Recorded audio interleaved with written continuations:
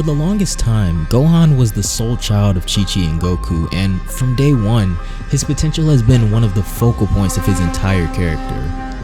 After the Cell games, we were then introduced to Goten, the second son of Goku. Goten has never really been as popular as his brother, but being the son of one of the strongest warriors in history, he's bound to have some kind of hidden strength. But somewhere off in a distant area of the universe, another Saiyan has been born, and he's closer to the Z-Fighters than they may think.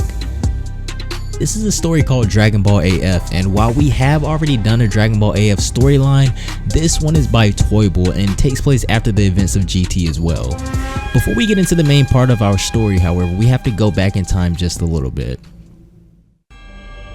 After Goku defeated Frieza and Planet Namek exploded, Frieza drifted off into the cosmos for some time, but when his army finds him, King Cold is aboard and is shocked to hear that they may have found his son.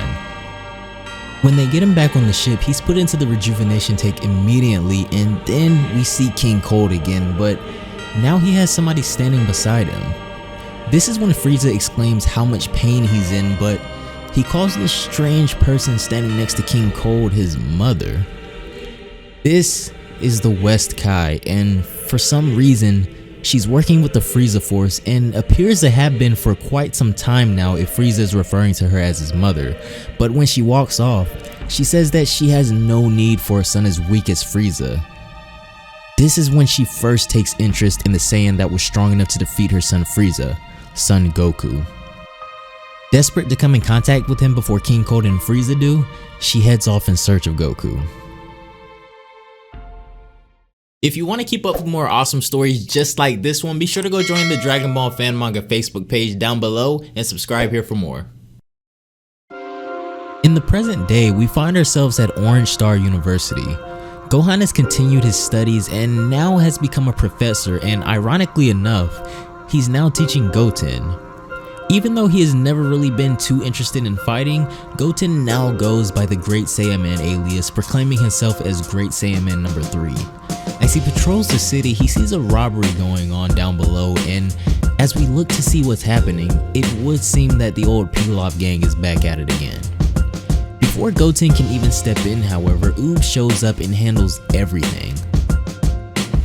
Disappointed, Goten flies off after the crime has been handled, but off in the distance, 2 Saiyan pods have landed on Earth, and whoever was inside them is already out.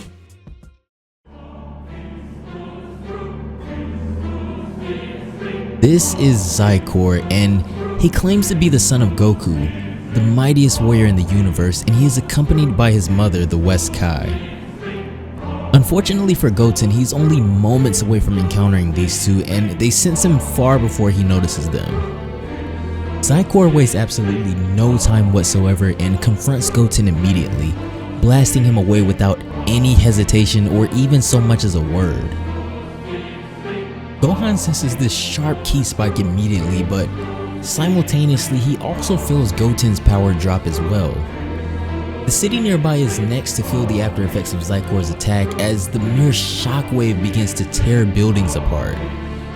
Gohan shows up immediately to see what just happened, but when he gets there, Goten has already been defeated, but fortunately enough, he's still alive. This seems to be just what Xicor was waiting on, however, as now he can finish off both of his brothers at the same time. He appears behind Gohan, who turns around and immediately demands an explanation for why he attacked Goten in this manner. This is when Xicor introduces himself as their brother, and Gohan is speechless. Vegeta and Trunks appear next after sensing this massive energy as well, and Xicor immediately recognizes them as Saiyans also. Confused, Gohan has next to no idea what any of this means or even has to do with them. But with speed able to catch even Gohan and Vegeta off guard, the West Kai appears behind them both, offering to explain what exactly is going on, and what she says is shocking. The West Kai explains that she is in fact a god, as well as Xicor's mother, and Son Goku, the same Goku that fathers he and Goten, is Xicor's father as well. Of course, the Z-Fighters find this near impossible to believe, but before they can react, she's back by Xicor's side. Vegeta demands to know what business they have on Earth, and Xicor explains that he is the true heir of Goku, who is the mightiest warrior the universe has ever known, so in his absence, Xicor will rule over this universe in its father's place. Gohan still doesn't believe a word of what he's just heard, and he tells them that his father never ruled over any universe and they don't plan to either. However, the West Kai is determined that they will rule this place, so she tells Xicor to dispose of them. When he starts gathering energy in his hand, everyone gets on guard because of the scale of this attack, but instead of killing them, Xicor unleashes his attack to the side of him, decimating the city and anything that was in his path for miles. Gohan is furious, but when he looks back at Xicor, he has this bloodthirsty look in his eyes now as he says that he's going to make everything and everyone here disappear. Vegeta steps up first, and of course he isn't too fond of hearing about how Goku is the strongest in the universe, so he challenges Xicor, immediately changing into a Super Saiyan 4. He charges in, attacking Xicor head on, but Xicor easily blocks his attack and counters him accordingly. He picks Vegeta up by his head while taunting him and sends him flying with a fierce kick. When Xicor goes to finish Vegeta as well as the Earth, not being able to watch anymore, Gohan transforms into a Super Saiyan 4 as well. He sends a Kamehameha right at Xicor's attack, which still has Vegeta on the receiving end of it, but he's able to knock the blast away before it makes impact with the ground.